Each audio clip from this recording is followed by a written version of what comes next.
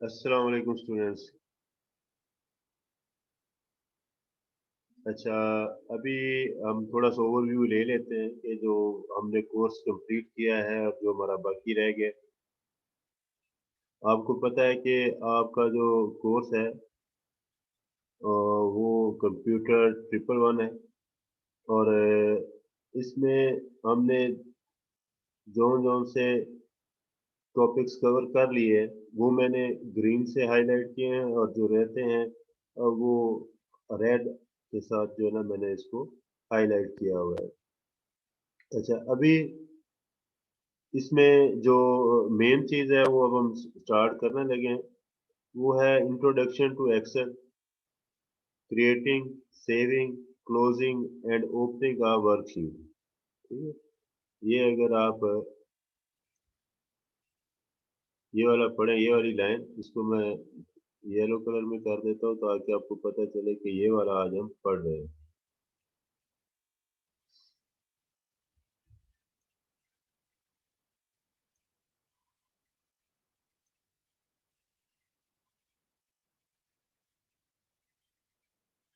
Entering data, calculating using operators. ठीक है, और इसके बाद जो नेक्स्ट वीडियो होगी उसमें मैं using function, if statements, creating and manipulating charts वगैरह जो है ना ये स्टार्ट करूंगा।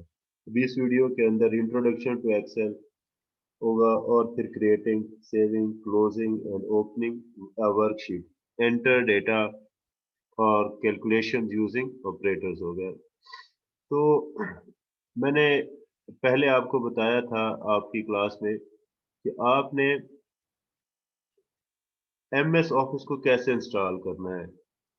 एमएस ऑफिस ये है माइक्रोसॉफ्ट ऑफिस। ठीक है, ये आपको पता होना चाहिए कि ये माइक्रोसॉफ्ट ऑफिस है जो हमने क्लास के अंदर इंस्टॉल करना सीखा था। इससे इसके बाद फिर मैंने आपको वर्ड के बारे में बताया, उसमें वर्ड की फाइल कैसे क्रिएट करते हैं, वर्ड की फाइल को कैसे सेव करते हैं, इनकी शॉर्टकट कीज बताई थी, फाइल को क्लोज कैसे करते हैं, फाइल को ओपन कैसे करते हैं। ये एक किस्म का भी फिर रिपीट हो जाएगा। ठीक है, फिर difference between save and save as के दरमियान डिफरेंस क्या है, तो ये हम करते चलेंगे। और ये माइक्रोसॉफ्ट वर्ड का भी रिपीट हो जाएगा, माइक्रोसॉफ्ट एक्सेल का भी रिपीट हो जाएगा। ठीक है, तो अभी एक्सेल को ओपन करने के तरीके कितने हैं कि आपने स्टार्ट पे जाएं, यहाँ पे लिखें एक्सेल। अगर तो आपके सिस्टम में माइक्रोसॉफ्ट ऑफिस इंस्टॉल है तो फिर ये एक्सेल का जो है जितने भी इसके अंदर पैकेजेस हैं, इसके मॉड्यूल्स हैं, वो आपको यहाँ पे नजर आएंगे। तो एक्सेल लिखेंगे तो एक्सेल आ जाएगा। इसी तरह अगर आप वर्ड लिखेंगे तो वर्ड आ जाएगा। फिर आप पावर पॉइंट लिखेंगे तो पावर पॉइंट आ जाएगा। ठीक है, तो ये तीन चीजें जो है ये आपको अच्छे तरीके से याद करनी है कि इसको ओपन करने के कितने तरीके हैं। तो हम चूंकि एक्सेल के ऊपर काम करें तो आप एक्सेल लिखें और इसके ऊपर इसको ऐसे ओपन कर दें। तो एक्सेल की जो एनवायरनमेंट है उसमें आप आ जाएंगे। तो इसमें फिर डिफरेंट है कि न्यू आपने फाइल बनानी है तो वो खाली वर्कबुक बनानी है जिसको हम ब्लैंक वर्कबुक बनाते हैं। ठीक है, फिर उसके बाद और भी काफी सारे फार्मूला ट्यूटोरियल्स हैं। इसके बाद आप बहुत सारी चीजें यहाँ से ले सकते हैं अभी, लेकिन अभी आपने ब्लैंक वर्कबुक जो है ना वो ओपन करनी है। इसके ऊपर आप क्लिक करेंगे तो आपके सामने ये वाली फाइल इस तरह ओपन हो जाएगी। ठीक है, तो ये आपकी एक्सेल की जो एक फाइल बनी है। ठीक है, इसको हम एक्सेल की बुक बोलते हैं, एक्सेल की बुक बोलते हैं। अच्छा, अब इसमें मैं आपके सामने बता देता हूँ कि इसको ओपन करने का ये पहला तरीका था। इसको जब आपने क्लोज करना है तो क्लोज करने का ये पहला तरीका ये है कि यहाँ पे ये क्लोज का बटन बना हुआ है, तो पूरी की पूरी वर्कबुक जो है ना ये यहाँ से बंद हो जाएगी। दूसरा तरीका इसका ये है कि आप यहाँ पे जाए और रन जो है RUN लिख दें यहाँ पे, तो रन आ जाएगा। और यहाँ पे आप एक्सेल लिखें तब भी एक्सेल की फाइल जो है वो ओपन हो जाएगी। इसको एक्सेल की वर्कबुक बोलते हैं। इसी तरह फिर आपने ये आपके सामने ओपन करने का ये दूसरा तरीका है। फिर इसी तरह जब आपने एक्सेल को इंस्टॉल किया था, एमएस ऑफिस को इंस्टॉल किया था, तो आपको याद होगा कि आपने किस जगह पे इसको इंस्टॉल किया है। तो मैं एक दफ़ा चेक कर लेता हूँ कि मैंने इसको कहाँ पे इंस्टॉल किया। मैं असल में भूल गया हूँ कि इसको मैंने डी में इंस्टॉल किया है या सी में इंस्टॉल किया है। चलो मैं यहाँ से चेक कर लेता हूँ। अभी मैं एक्सेल लिखता हूँ। इसके दो फोल्डर्स होते हैं। नहीं, इसमें नहीं है, दूसरे वाले फोल्डर में जाते हैं। एक ये वाला था और एक है प्रोग्राम फाइल्स, माइक्रोसॉफ्ट ऑफिस, ये 15 का आ गया। इसमें ऑफिस 16 पड़ा हुआ है। तो इसमें से भी देख लेते हैं।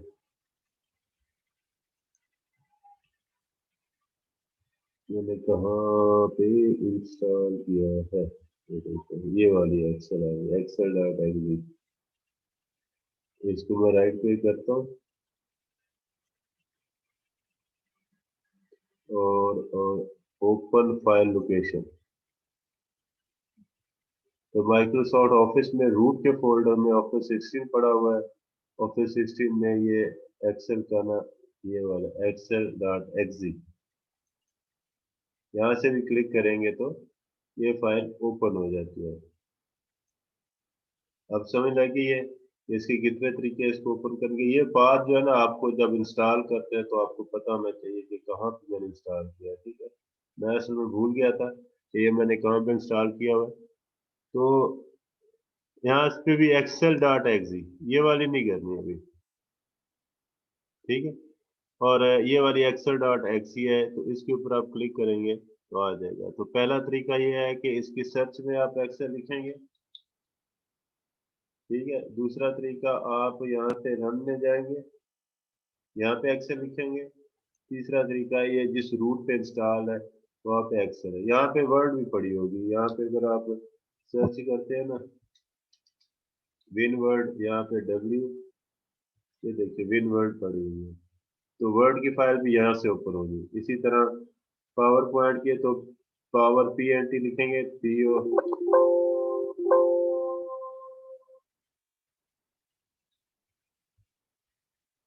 ये पावर पॉइंट की जो फाइल है ना, ये वाली पड़ी हुई है। तो पावर पॉइंट की फाइल का नाम है पावर पी एन टी। इसी तरह इसको जब आपने लिखना है तो रन में जाके इसको भी लिखेंगे पावर पी एन टी, तो ये तब भी पावर पॉइंट की फाइल जो है ना वो ओपन हो जाएगी। तो ये किसी भी फाइल को ओपन करने के डिफरेंट तरीके हैं। अब इसको क्लोज करने का एक तरीका तो मैंने बताया कि आपने यहाँ पे जाके इसको क्लोज कर देना। दूसरा है, ये फाइल में जाएंगे और यहाँ पे क्लोज का बटन बना होता है, ये क्लोज कर दे। इसने क्या किया, इसने पूरी बुक को क्लोज नहीं किया, उसने सिर्फ एक शीट को क्लोज किया है। ठीक है, वो जो शीट थी, शीट्स जो थी, उनको उसने बंद किया है। ठीक है, इसके एनवायरनमेंट को ना किया, बल्कि बुक को उसने बंद क्लोज कर दिया है, लेकिन पूरे एनवायरनमेंट को उसने नहीं किया। एक्सेल फ्रेम को या एक्सेल विंडो को उसने क्लोज नहीं किया, जबकि उसने शीट है उसको क्लोज कर दिया। अब मैं इसकी दो फाइलें ओपन कर लेता हूँ। ये एक ये होगी, इसका नाम है बुक टू, ये यहाँ पे इसका नाम आ रहा है टॉप के ऊपर, बुक टू। एक और फाइल मैं ओपन करता हूँ, इसका नाम है, ये बुक थ्री है। तो जब आप इस क्लोज से करेंगे, ये जो क्रॉस का है कंट्रोल कंट्रोल आइटम्स जो हैं, कंट्रोल जो कमांड्स हैं, यहाँ से क्लोज करेंगे तो ये पूरी की पूरी बुक जो है ना क्लोज हो जाएगी। फिर यहाँ से करेंगे तो यहाँ पे दूसरी बुक क्लोज हो जाएगी। तो एक दफा क्लिक किया तो बुक थ्री, दूसरी दफा किया तो साथ वो पूरे एनवायरनमेंट को भी क्या करती है, क्लोज कर देती है। अब यहाँ पे जब आपने एक और फाइल क्रिएट की, दो फाइलें हो जाएगी, बुक 2 हो गई, बुक 3 हो गई। ठीक है। अब इसको जब इस फाइल से क्लोज करते हैं यहाँ से, तो ये एक फाइल क्लोज हो जाएगी और यहाँ से ये दूसरी फाइल है। तो अगर ज्यादा ओपन होंगी तो वो बुक को ही क्लोज करेगा। ठीक है। यहाँ से लास्ट बुक को जब ये क्लोज करेगा तो बुक को तो क्लोज कर देगा, लेकिन उसका जो एनवायरनमेंट है, जो उसकी विंडो है, उसको क्लोज नहीं करेगा। जबकि यहाँ से करेंगे तो उसकी विंडो को क्लोज कर देगा।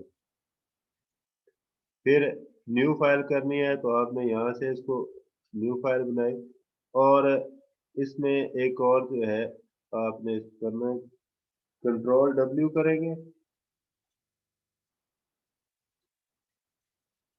कंट्रोल डब्ल्यू, तो उससे भी बुक क्लोज हो जाएगी। ठीक है।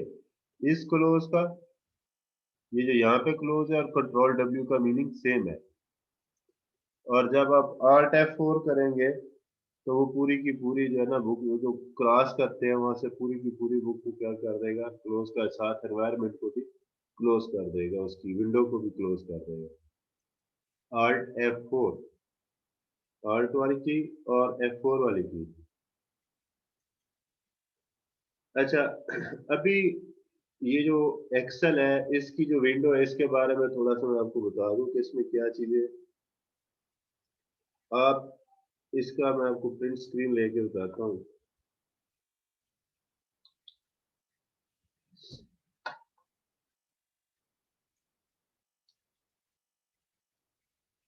इसमें अगर आप देखें तो आपके सामने जो है ना, ये मैं करता हूँ कि ये आपके पास है कंट्रोल बटन है। ये कौन से बटन है? Control button. ठीक हो गया। अच्छा, ये आपका टाइटल बार है, पूरी की पूरी जो आ रही है टाइटल बार है, ये यहाँ पे आपकी फाइल का नेम होता है। ये क्विक एक्सेस टूल बार है। ठीक है। इसको क्या बोलते हैं? Quick access toolbar.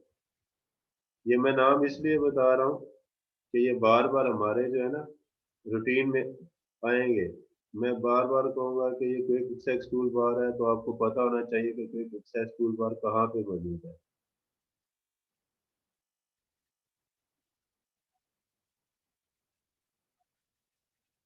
ये क्विक एक्सेस टूल बार है। ठीक है। अच्छा, इसको क्या बोलते हैं?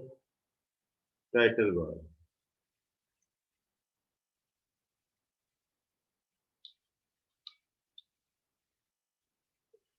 इसको क्या बोलते हैं?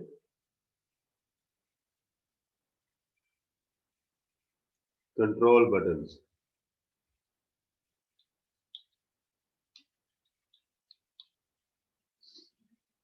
अब समझ लगी है कि सबसे पहले आपने देखा कि ये सबसे ऊपर जो है ये हमारी कोई एक्सेस टूल बार है, ये टाइटल है, और ये कंट्रोल बटन है। अच्छा, टाइटल जो है टाइटल बार, इसमें जब आप फाइल को सेव करते हैं तो यहाँ पे आप इसका नाम यहाँ से चेंज कर सकते हैं। ये जो बुक वन लिखा है इसको आप अपने नाम से भी सेव करें। साथ एक्सेल है, एक्सेल का मतलब ये कि एक्सेल की फाइल है। कंट्रोल बटन से आप इस पूरी विंडो को, इस पूरे बुक को क्या कर सकते हैं, क्लोज कर सकते हैं। ये कंट्रोल बटन के अंदर ये क्लोज करने के लिए, या मिनिमाइज और मैक्सिमाइज करने के लिए। ठीक है, ये मिनिमाइज करने के लिए और ये मैक्सिमाइज करने के लिए होता है। तो अभी ये ये क्विक एक्सेस टूल बार क्या है? इसमें ये एक टूल बार है, ये एक बार है जिसके ऊपर डिफरेंट कमांड्स पड़ी हुई है। मिसाल के तौर पर ये जो लेफ्ट मोस्ट है, ये सेव करने के लिए। फिर ये दो डू और अनडू करने के लिए है। ठीक है। फिर ये प्रिंटिंग के लिए है, ये स्पेलिंग चेकिंग करने के लिए है, ये सर्चिंग के लिए है, ये सॉर्टिंग के लिए है। ठीक है। इसी तरह ये फिर और भी हम इसमें ऐड कर सकते हैं। ठीक है, तो ये वो कमांड्स आपने यहाँ पे रखनी है जो आप बार बार इस्तेमाल करते हैं। मिसाल के तौर पर ये क्विक एक्सेस टूल बार है, तो यहाँ पे मैं इसको ये सेव को, क्योंकि बार बार इस्तेमाल होती है, प्रिंट की इस्तेमाल होती है बार बार, प्रिंट प्रीव्यू होता है, तो स्पेलिंग चेकिंग में करता हूँ, अनडू और रीडू करता हूँ, तो मैं इसको अनचेक कर देता हूँ, तो वो वहां से खत्म होना शुरू हो जाएगी। ठीक है, सॉर्टिंग है वो मैं यहाँ पे करता हूँ अक्सर। ठीक है, टच माउस इसको मैं छोड़ देता हूँ, ये मैं नहीं करता, तो ये क्विक एक्सेस टूल बार है। ठीक है, इसकी पोजीशन भी मैं चेंज कर सकता हूँ। वो पोजीशन में कैसे चेंज कर सकता हूँ, ये नीचे लिखा हुआ है शो बिलो दी रिबन, तो आपने यहाँ पे क्लिक करना है, ये जो डाउन एरो की है। ठीक है, इसको क्विक लॉन्चर भी बोलते हैं, और इसको इस पे करेंगे तो आ गया। अब आप इसमें मजीद कमांड्स भी ऐड कर सकते हैं, ये यहाँ पे आप पॉपुलर कमांड्स है, तो यहाँ पे आप ऐड कर सकते हैं। मिसाल कट की है तो वो यहाँ पे आप ऐड कर सकते हैं, कट आ जाएगा। फिर कलर को फिल करना है जी, ये यहाँ पे आ जाएगा। फिर आपने फॉर्मेट सेल करते हैं अक्सर, तो यहाँ पे जो जो कमांड्स आप ज्यादा मर्तबा इस्तेमाल करते हैं during the process, during the working, तो आप यहाँ पे इसको ओके करेंगे, तो ये यहाँ पे आना शुरू हो जाएगा। ये यहाँ पे देखें, ये फिर बैक कलर करने के लिए है, ये किसी कोई आपने लिखा है, टेक्स्ट वगैरह लिखा है, कोई कंटेंट है, उसको कट करने के लिए इस्तेमाल हो गया। तो ये कमांड जो ज्यादा इस्तेमाल होती है वो क्विक एक्सेस टूल बार में आ जाती है। इससे कंट्रोल बटन जो है इनको क्लोज करने से क्लोज हो जाएगा। ठीक है, और ये रिस्टोर डाउन है कि ये इसका साइज ऐसे कम हो जाता है, दोबारा इसको करते हैं। ठीक है, तो मैक्सिमाइज आ जाएगा, और ये इसमें क्या होता है, मिनिमाइज हो गया, ये यहाँ पे आ जाएगा आपके पास, इसको फिर आप मैक्सिमाइज कर सकते हैं। ये रिबन डिस्प्ले ऑप्शन है। अब ये तीन ऑप्शन यहाँ पे आते हैं, auto ribbon, hide, auto hide ribbon, उसके बाद शो टैब्स, और ये पहले मैं ऑटो पे करता हूँ तो इसको क्लिक करता हूँ तो ये देखिए यहाँ से गायब हो गया, तो वो रिबन पूरे का पूरा, जैसे मैं इसके ऊपर माउस लेके जाता हूँ वो यहाँ पे नजर आना शुरू हो जाता है। ठीक है, तो उसके ऊपर मैं क्लिक करता हूँ तो वहां पे नजर आना शुरू हो जाता है।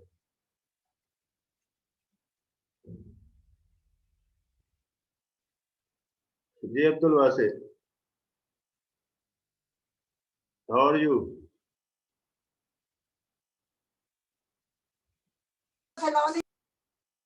जी जी, आवाज आ रही है, आ रही है। अच्छा, इसके बाद ये रिबन डिस्प्ले के ऊपर जब हम क्लिक करते हैं तो यहाँ पे शो टैब्स है, तो सिर्फ ये टैब्स शो होगी, बाकी कोई भी शो नहीं होगा। इससे क्या होता है कि आपका वर्किंग एरिया जो होता है वो ज्यादा नजर आता है। जैसे देखिए यहाँ पे 27 नंबर लाइन तक आपको नजर आ रहा है, तो जब आप इसको इस पे खत्म कर देंगे शो टैब्स पे, शो टैब्स एंड कमांड, ठीक है, तो ये 23 पे चला गया है। ठीक है, तो आपका एरिया जो है वो कम हो चुका है यहाँ पे। तो एरिया को ज्यादा करने के लिए फिर आप क्या करते हैं, इसको शो टैब्स को जो है ना, शो टैब्स एंड कमांड, सिर्फ टैब्स को शो करना है तो सिर्फ टैब्स शो होंगी। ठीक है, तो यहाँ से आप इसके टैब्स वगैरह को देख सकते हैं। अच्छा, अब इसके बाद जो नेक्स्ट है वो क्या है कि आपने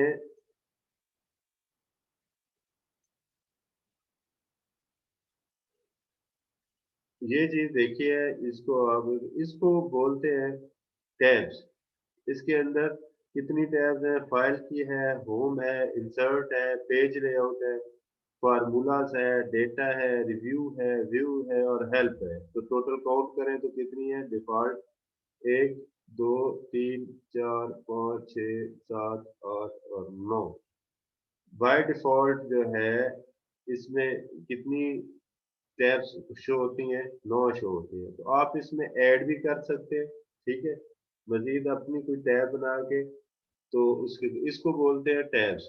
ये 9 टैब्स हैं। तो ये देखिए मेरे सामने इंसर्ट है, पेज लेआउट है, formulas, data, review, view, help, ये सारी की सारी हमारे पास टैब्स आ गई। अच्छा, उसके बाद होम पे क्लिक करते हैं तो आपके सामने यहाँ पे अगर मैं आपको दिखाऊं तो ये एक ग्रुप है। इस ग्रुप का नाम है अलाइनमेंट। इस ग्रुप का नाम है स्टाइल्स। इस ग्रुप का नेम है सेल्स। तो ये सारे ग्रुप्स हैं। तो आपको ये पता होना चाहिए कि ये टैब्स के नीचे ग्रुप्स होते हैं। हर ग्रुप का एक नाम है। जैसे ये क्लिप बोर्ड है, फ़ॉन्ट है, अलाइनमेंट है, नंबर है, स्टाइल्स है, सेल्स है, एडिटिंग है। तो ये हर ग्रुप के जो है उसके अंदर कमांड्स हैं। जैसे ये पेस्ट की कमांड है, जैसे ये कट की कमांड है, जैसे ये पेस्ट स्पेशल कॉपी कॉपी की कमांड है। ठीक है, इसके नीचे फिर ये पेस्ट स्पेशल भी आ जाता है। अगर हम किसी चीज को कॉपी किए होंगे तो उसको पेस्ट भी कर सकते हैं। ये फॉरवर्ड पेंटर है। ठीक है, इसके अलावा यह एक ये ग्रुप लॉन्चर है। इसको आप लॉन्च करेंगे तो आपके सामने ये क्लिप बोर्ड आ जाएगा। यहाँ से आप चेंज करेंगे इसको। ठीक है, इसको क्लोज कर सकते हैं। यहाँ पे ऑप्शंस भी हैं, ये बाद में बताऊंगा नेक्स्ट किसी लेक्चर के अंदर। तो ये क्लोज कर दिया आपने। ठीक है, फिर ये नेक्स्ट है फॉन्ट का ग्रुप लॉन्चर है। ठीक है, इसका ये एक विंडो ओपन होगी। तो इसमें ये इसकी कमांड है कि फॉन्ट आपने चेंज करना तो फॉन्ट यहाँ से चेंज करेंगे, साइज यहाँ से चेंज करेंगे, बाकी कमांड्स भी यहाँ पे हैं। इसी तरह हर ग्रुप के अंदर कमांड्स होती हैं। और ये जो एरो की होता है इसको क्या बोलते हैं? ग्रुप लॉन्चर बोलते हैं। ठीक है, इस पे क्लिक करने से एक नई विंडो, एक नया पॉपअप जो है ना ओपन हो जाता है। इसको डायलॉग बॉक्स बोलते हैं। ये जो क्लिक करने के बाद ये ओपन होता है, ये फॉर्मेट सेल का एक डायलॉग बॉक्स है। ठीक है। अच्छा, अभी इसमें इस बात की समझ लगी है, इसके नीचे जो है, इसके नीचे ये आपके सेल का रेफरेंस है। मिसाल के तौर पर यहाँ पे मैंने लिखा BS इंग्लिश, BS इंग्लिश। तो यहाँ पे BS इंग्लिश लिखा गया। जब मैं इसके ऊपर क्लिक करता हूँ तो आप देख रहे हैं कि यहाँ पे जो ये फंक्शन बार है जिसको फार्मूला बार भी बोलते हैं। ठीक है, तो यहाँ पे है BS इंग्लिश लिखा हुआ है।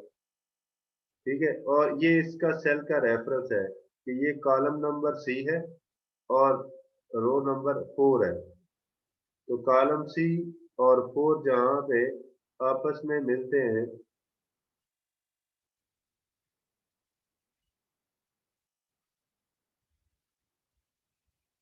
तो ये देखें, ये जो पोजीशन है इसको क्या बोलते हैं? C4। इस सेल का जो रेफरेंस है, इस सेल का जो एड्रेस है वो है C4। ठीक हो गया। तो इसमें इसके नीचे ये इसकी वर्किंग एरिया जहाँ पे आपने इसको डिस्प्ले करना है आपका, और ये ऊपर सारे आपके टूल्स हैं जिसके जरिए से आपने एक्सेल को हैंडल करना है। अच्छा, अभी इनको कॉलम्स बोलते हैं। ये कॉलम ए है, ये कॉलम बी है, ये कॉलम सी है, ये कॉलम डी है, ये कॉलम ई, और ये चलता जाता है। तो आप देखेंगे कि ये लास्ट कॉलम क्या है। ये हर ऑफिस का जो है ना वर्जन उसमें डिफरेंट होगा। जो पुराने वर्जन है, जैसे ऑफिस 97 है, ऑफिस 2000 है, उसमें उनकी तादाद डिफरेंट होगी। तो ये याद करने की जरूरत नहीं है कि कितनी तादाद होगी। लेकिन आप कंट्रोल का बटन प्रेस करें और एरो की प्रेस करें तो ये आप मूव करते हैं इधर। ठीक है, अगर दरमियान में यहाँ पे कुछ लिखा होता है, ठीक है, तो फिर क्या होता है? तो ये इस पे जाएगा, उसके बाद फिर अगले पे जाएगा। तो जहाँ जहाँ पे लिखा हुआ होगा वहाँ वहाँ पे, ये मतलब यहाँ पे है, यहाँ पे मैं लिख देता हूँ। तो ये जहाँ जहाँ पे लिखा हुआ वहाँ पे ये स्टॉप करेगा। कंट्रोल और एरो की लेफ्ट या राइट दबाने से। और अगर कंट्रोल की और अप एंड डाउन वाली की जो प्रेस करेंगे तो फिर ये पहले कॉलम पे, ये देखें, पहली रो पे जाएगा और फिर ये लास्ट वाली रो। ठीक है, लास्ट वाली रो देखिए कि इसका नंबर क्या है। इसको आपने याद करने की जरूरत नहीं है। लेकिन आपको पता होना चाहिए कि जो पुराने वर्जन्स हैं, जो पुराने सूट्स हैं इसके एमएस ऑफिस के, उसमें एक्सेल की तादाद जो है रोज और कॉलम्स की डिफरेंट होती है। अच्छा, ये आपने इसका थोड़ा सा ओवरव्यू था कि आपने इसको कैसे हैंडल करना है, इसके सामने इसके ग्रुप्स कौन से होते हैं, इसके कमांड्स कौन सी होती हैं, टैब्स कौन सी होती हैं, क्विक एक्सेस टूल बार क्या है। अभी मैं आपको इसका सेव करने का तरीका बताता हूँ कि आपने एक फाइल जब आपने क्रिएट कर लिया है तो उसको सेव कैसे करेंगे। सेव करने का फायदा ये होता है कि आज आप इस फाइल के अंदर अगर काम कर रहे हैं, ठीक है, तो कल भी आपने इस फाइल के अंदर काम करना है, तो आपने फिर उसको दोबारा से कैसे कंटिन्यू करना है, ठीक है। अगर ये सेव नहीं करेंगे तो जो डेटा है वो लॉस हो जाएगा। जब आप अपना सिस्टम क्लोज करेंगे तो आपका सिस्टम शट डाउन हो जाता है, पावर फेलियर हो जाती है, ठीक है, तो आपका सिस्टम क्लोज हो जाता है, तो फिर क्या होता है, वो आपका जो डेटा होता है वो सारे का सारा वाइप आउट हो जाता है, तो आपकी सारी मेहनत जाया जाती है। आपने फिर इसको क्या करना है, सेव करना है। एक अच्छा जो एक्सेल का एक्सपर्ट होता है, उसकी हैबिट बन जाती है कि जैसे वो कोई थोड़ा सा भी काम करता है तो कंट्रोल एस की दबा देता है ताकि ऑटो उसको सेव कर देता है। लेकिन जब आप फाइल को पहली मर्तबा सेव करते हैं तो सेव करने के लिए सेव की कमांड होती है। तो एक तो ये मैंने क्विक एक्सेस टूल बार में टॉप के ऊपर सेव की कमांड रखी हुई है, इसको मैं क्लिक करूंगा तो ये सेव हो जाएगी। और इसके नीचे आप देख रहे हैं कि इसकी जो शॉर्टकट की नजर आ रही है वो क्या है, कंट्रोल प्लस ए एस, ठीक है।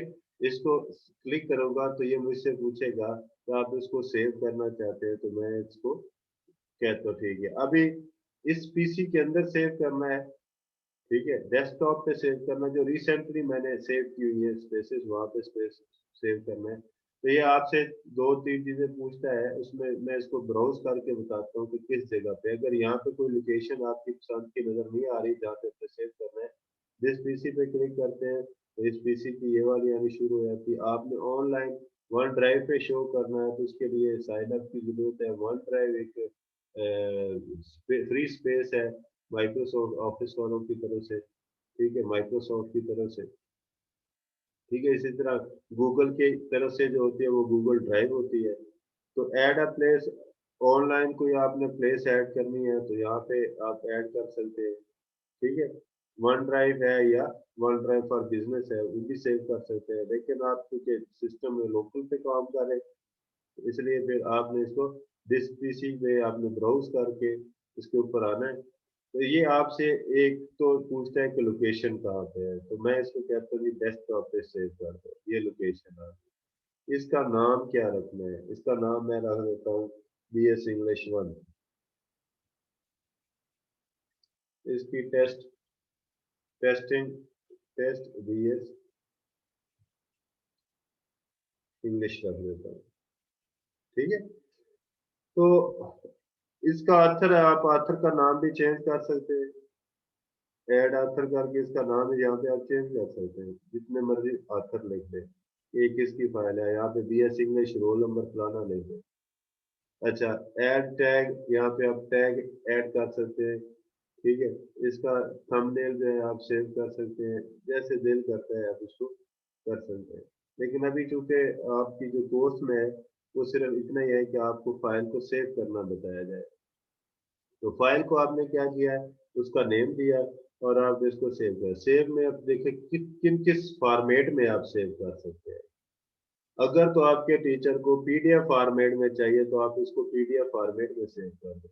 अगर आपके किसी दोस्त को, किसी ऑफिसर को किसी और फॉर्मेट में चाहिए तो यहाँ से वो फॉर्मेट आप सिलेक्ट करेंगे, ठीक है। तो ये एक फॉर्मेट है 97 और 2000 का, ये वाला, ठीक है। तो इस 97 एक्सेल 97 से लेके 2003 तक जो ऑफिस के एक्सेल की फाइल्स थी उनकी जो एक्सटेंशन थी वो .xls थी, ये वाली XLS। लेकिन जो 2007 में है उसकी एक्सटेंशन क्या है, XLCX। SX, ठीक है।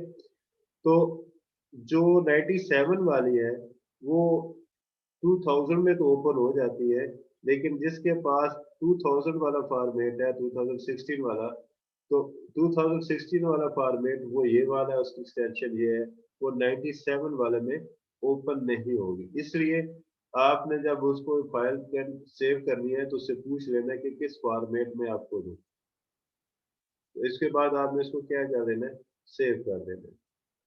अब आप जो भी काम करेंगे यहाँ पे, ठीक है, वो एक नया काम होगा। और उसके बाद आपने क्या करना है, इसको सेव कर देना है। सेव करने के लिए फिर ये तो आपकी हैबिट हो, जैसे ही दो चार सेंटेंस लिखे आपने कंट्रोल S की दबा दी, या आपने यहाँ से सेव की कमांड दबा दी, या ये फाइल में जाके यहाँ पे ये सेव है, ठीक है। इसको मैं क्लोज करता हूँ ना, तो आप देखिए क्या होता है।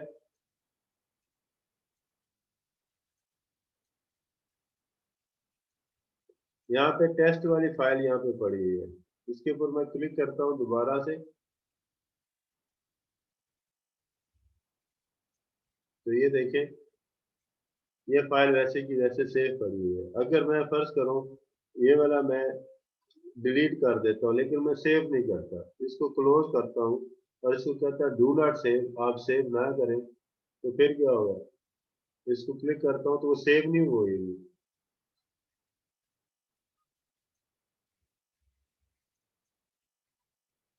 ठीक है, तो वो पुराने वाला जो डेटा होगा वो नजर आएगा आपको। तो ये सेव करना बेटा जरूरी होता है, अगर आपने फाइल में चेंज किया है तो उसको सेव लाजमी करेंगे। फिर इसके बाद जो दूसरा है वो सेव एज। सेव एज पे का मतलब ये है कि इसी फाइल की आपने कॉपी बनानी है। तो ब्राउज कर लें, पहले वाली फाइल आपने कहाँ पे सेव की है, डेस्कटॉप पे, दूसरी आप C++ वाले फोल्डर में सेव कर दें, तो ये सेव एज है, ठीक है। तो ये आप उसके डेट वाइज इसको सेव कर सकते हैं कि आज की डेट में कितना डेटा सेव हुआ, दूसरी में कितना हुआ। तो सेव एज में आप उसकी लोकेशन चेंज कर सकते हैं, उसका नेम चेंज कर सकते हैं, ठीक है, उसका फॉर्मेट चेंज कर सकते हैं, ठीक है। अगर इसी फाइल को आप कॉपी तैयार करना चाहते हैं किसी और नाम से, किसी और लोकेशन पे, या उसके फॉर्मेट चेंज करके, तो तीनों ऑप्शंस आप यूज कर सकते हैं और उसकी एक कॉपी तैयार हो जाएगी। सेव एज में इसका ये फर्क है। अच्छा, इसमें मैंने आपको एक्सेल के बारे में बता दिया, फिर ये क्रिएशन बता दी, saving and closing and opening का वर्कशीट बता दी। अब हमारा जो रहता है एंटरिंग डेटा, आप इसमें डेटा कैसे एंटर करेंगे। तो डेटा एंटर करने के जो डिफरेंट मेथड्स हैं, कंट्रोल A करके आप इसको डिलीट फिलहाल कर दें। आप समझें कि ये आपके पास एक नई फाइल बन गई है, इसमें ये वर्कशीट 1 है। इसमें आपने क्या करना है, अभी एक नई वर्कशीट ऐड कर दें, दूसरी भी कर सकते हैं, जैसे यहाँ से वर्कशीट्स को ऐड कर सकते हैं। वर्कशीट्स को जो है आप डिलीट करना चाहें तो राइट क्लिक करके यहाँ से डिलीट कर सकते हैं, ठीक है। तो वर्कशीट को यहाँ से आप डिलीट कर सकते हैं। इसको इनका नाम चेंज करना हो तो आप यहाँ पे आके रीनेम करें, इसका नाम जो है वो चेंज कर दें, यहाँ पे इंग्लिश रख दें, ठीक है। इंग्लिश के स्पेलिंग देखेंगे, इसका बैकग्राउंड कलर चेंज कर सकते हैं, इस शीट का जो टैब है ना इसका कलर, टैब कलर जो है वो आप रेड कर दें जनाब,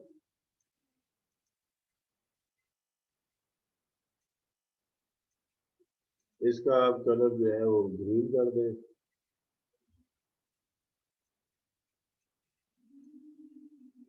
तो ये टैब का कलर चेंज हो गया। आप क्रिएट करें, आप इसको रिमूव करना चाहें तो ये इसको इधर ले आए, इंग्लिश वाली को ऑफर पर ले जाए, तो इसको ड्रैग एंड ड्रॉप कर सकते हैं। ये शीट्स आ गए। अब शीट्स के अंदर ये रोज एंड कॉलम्स हैं, तो ये एक ग्रिड है, ग्रिड से आपके सामने आ गया। रोज एंड कॉलम करने के बाद ये सेल्स बन जाते हैं, ये यहाँ पे। तो अगर आप गौर करें यहाँ पे, तो इसके ऊपर जब आपने कुछ डेटा लिखना है तो ये एंटर मोड में आ गया, तो इसको आपने एंटर करना शुरू कर दिया। डबल क्लिक करें किसी जगह पे और कीबोर्ड से कोई सी भी की प्रेस करते जाए तो यहाँ पे लिखना चाहिए। अल्फा न्यूमेरिक कीज में से स्पेशल कैरेक्टर्स आपने लिखने हैं तो स्पेशल कैरेक्टर्स भी आप यहाँ पे लिख सकते हैं। तो यहाँ पे आप टाइपिंग शुरू कर सकते हैं। अब ये रेडी मोड के अंदर है, ठीक है, ये रेडी मोड है, ठीक है। तो आप जब इसको F2 करेंगे या राइट क्लिक करेंगे और इसको एडिट करेंगे,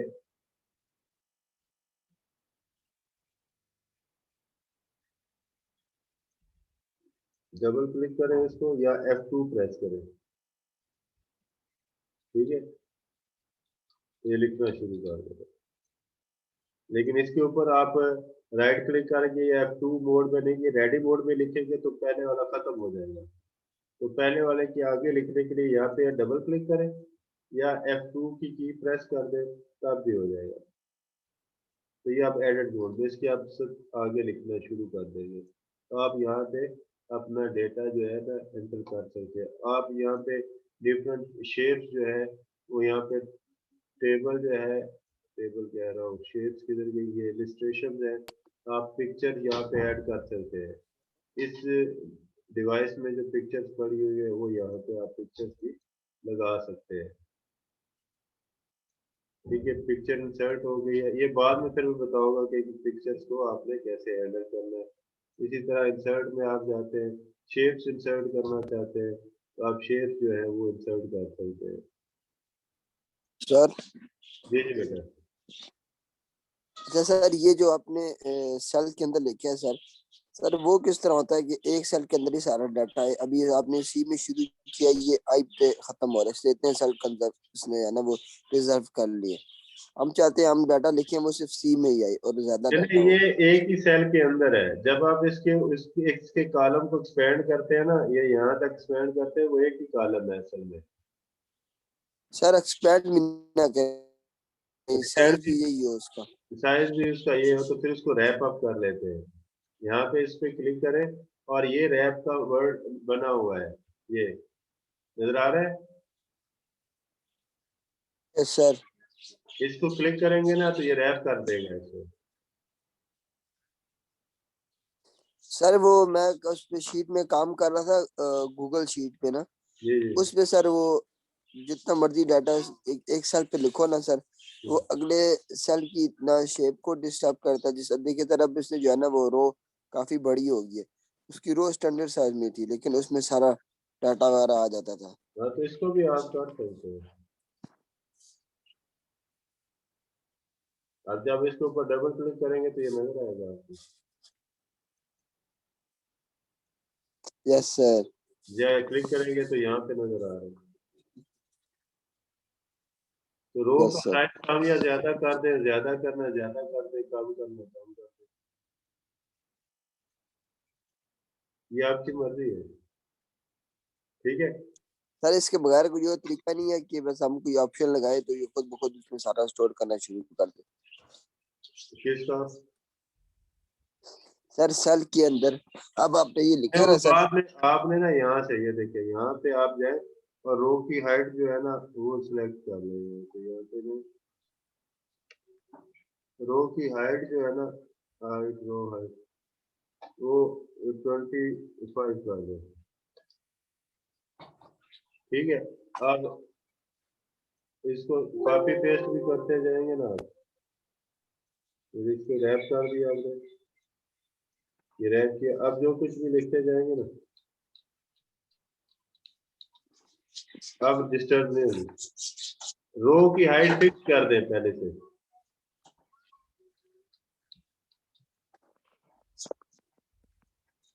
ठीक है। रो की हाइट फिक्स कर देने से फिर नहीं होगा। यस। इसी तरह कॉलम की हाइट फिक्स करने से,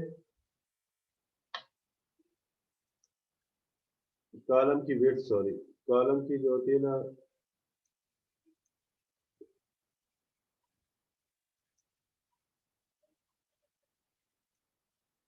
अब हो सकता है 50 से ज्यादा हो, 50 काफी ज्यादा है, ठीक है।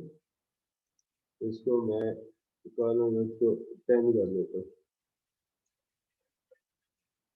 अब कॉलम विड्थ भी नहीं बढ़ेगी, तो एक दफा जब आपने करना है तो फाइल बनानी है तो उससे पहले आपने उसका रो साइज और कॉलम जो है ना वो सेट करना पड़ेगा आपको, तो गूगल शीट की तरह बिहेव करेगा ये। तो ये फाइल के अंदर आप डेटा इंसर्ट कर सकते हैं, ठीक है, और ये बाकी काम इसके ऊपर कर सकते हैं। अब इसका जो नेक्स्ट टॉपिक है वो है calculation using operator. Calculation using operator. अब जो सर जी सर वो अगर कल पढ़ा दें कौन से वाला? नहीं बस ये एक कैलकुलेटिंग छोटा टॉपिक सा जो भी आप स्टार्ट। आपने पढ़ना है, आप बेशक मतलब स्किप कर सकते हैं, मैं ये वीडियो अपलोड कर दूंगा। अच्छा अच्छा अच्छा अच्छा हाँ वीडियो में सर, अपलोड। क्योंकि पार्टिसिपेट कोई जी सर कोई और कोई बच्चा भी क्लास नहीं ले रहा है। यार वो यही है, तो मैं तो वीडियो बना बना के अपलोड करूंगा। मैं तीसरा चौथा दिन में बच्चों को बुलाता हूँ लेकिन बच्चे आते ही नहीं होंगे। अभी बीएस की क्लास है 10, इसके बाद बीएस के आईटी वालों की, वो सारे के सारे आते हैं, बीएस इंग्लिश वाले नहीं आ रहे। चलो फिर मैं क्लास पे, तो मैंने क्या सर आपके बस शेड्यूल में एक नहीं है, 2-4 जैसे मिनट कोई लगने मिल के, जाए। आपने अगर जमा करना है, ये 23 है और ये 5 है, इसको आपने प्लस करना है, तो आप इसको और प्लस का ऑपरेटर यूज करें, प्लस इसका ऑपरेटर यूज करें, तो आपका ये प्लस हो जाएगा। अगर आपने इसी को मल्टीप्लाई करना है तो इसके अंदर जो है आपने मल्टीप्लाई का जो ऑपरेटर यूज कर दें, और अगर आपने डिवाइड करना है, ठीक है, इसको 25 कर दें, ठीक है, इसको डिवाइड करना है तो आप इसको डिवाइड वाला ऑपरेटर यूज कर दें। ये डिवाइड, सर ये एक बार है सर, ये सिलेक्ट किस तरह करना है? ये सिलेक्ट नहीं करना, आपने सिंपल क्या करना है, यहाँ पे इक्वल का साइन लिखना है, और उसके यस सर। बाद ये जो 25 जहाँ पे लिखा हुआ है ये है ई, और रो है इसकी 3, कॉमा, यस इसको प्लस करना है, इसको डिवाइड करना है, तो डिवाइड का निशान लगा लेना है, और फिर E4। Yes sir. ये ऑटोमेटिकली फिर उसको सिलेक्ट कर दे, कलर भी दे देगा। और यस अगर सर। आपने किसी का रिमाइंडर मालूम करना है तो रिमाइंडर जो है ना इसका मालूम हो सकता है, ठीक है। आपने जो है इसका रिमाइंडर मालूम करने के लिए कौन सी जो है ना वो चीज इस्तेमाल होती है, ठीक है। सर इसके लिए परसेंटेज वाली। नहीं नहीं, परसेंटेज वाली नहीं इस्तेमाल होती,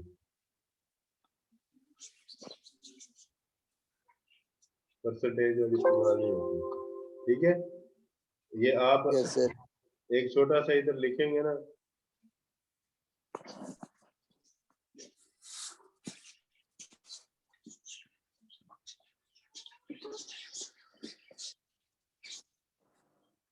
ये यहाँ पे आपके सामने आ जाएगा कि कैसे करना है, तो उसके लिए ये वाला इस्तेमाल होता है फंक्शन, ठीक है। आपने बराबर इसको डिफाइन कर लेना कि कौन सा आएगा ऑपरेटर के लिए। Yes sir. ये डिफरेंट ऑपरेटर हैं जिसको आप यूज कर सकते हैं। कल हमारा होगा कि हमने फंक्शन कैसे यूज करने हैं, इफ स्टेटमेंट क्या है, हमने चार्ट्स को कैसे मैनिपुलेट करना है, और भी काफी सारी इसमें चीजें मैं बताऊंगा। ठीक हो गया।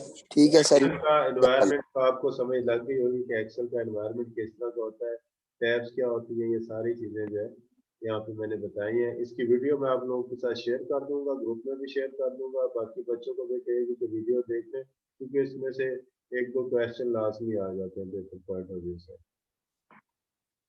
सर इसमें से क्वेश्चन हमसे वो परफॉर्म करवाएंगे या थ्योरी बेस आएंगे? तो वो बस एक दफा ये कोर्स कंप्लीट कर लेना, फिर आपको पुराने पेपर में रिवाइज करवाऊंगा। Yes sir. ठीक है, तो ठीक है बेटा, फिर अभी इसको मैं क्लोज करता हूँ, ठीक फिर है। ये वीडियो अपलोड करके तो फिर आपको बताता हूँ। ठीक है सर, अल्लाह हाफिज।